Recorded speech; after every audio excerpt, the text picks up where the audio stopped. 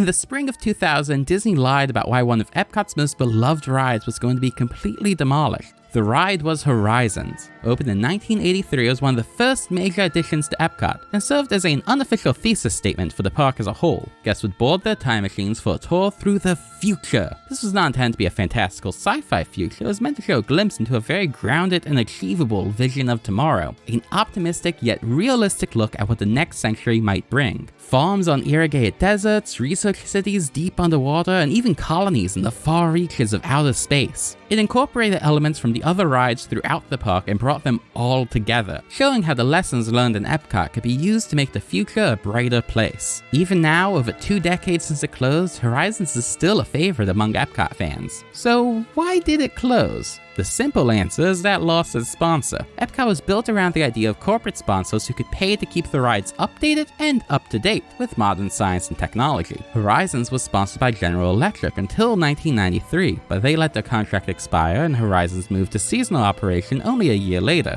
Attractions have lived on without sponsors before though. If Horizons so quickly moved to seasonal operations, the assumption would be that it was not very popular. And it is true that crowds were dwindling, especially since it was in need of some major updates and without a sponsor to pay for them. But if you'll allow me to don my tinfoil Mickey ears for a moment, let's discuss a popular conspiracy theory about Horizon's low crowds. Some believe Disney intentionally tried to sabotage the ride, making it smaller and less noticeable on maps, letting the trees out front grow large enough that they start to hide the building. It's definitely far-fetched, but what if it was true? Why would they sabotage their own ride? This is where Disney's lie comes in. When Horizons closed, it was demolished. This was the first time Disney had ever completely demolished the ride they were replacing without reusing any of the existing building at all. When the demolition was announced, Disney explained it by saying that its replacement, Mission Space, was so big that the current building won't hold it. But Mission Space is smaller than Horizons. They lied.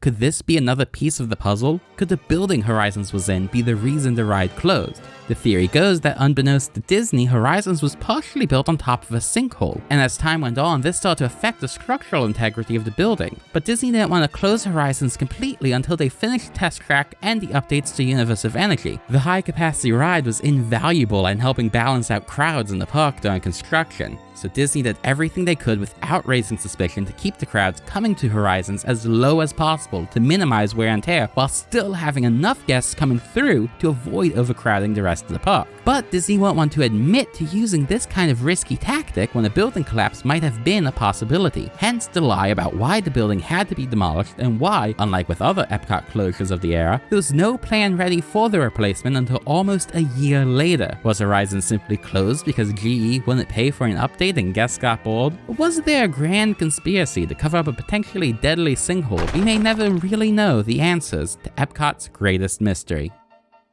Thank you all for watching. Now if you subscribe, I'll tell you the secret fun fact that the famous Walt Disney quote, "If you can dream it, you can do it," is really a quote from Horizons and not something he ever actually said. Only subscribers get to hear that.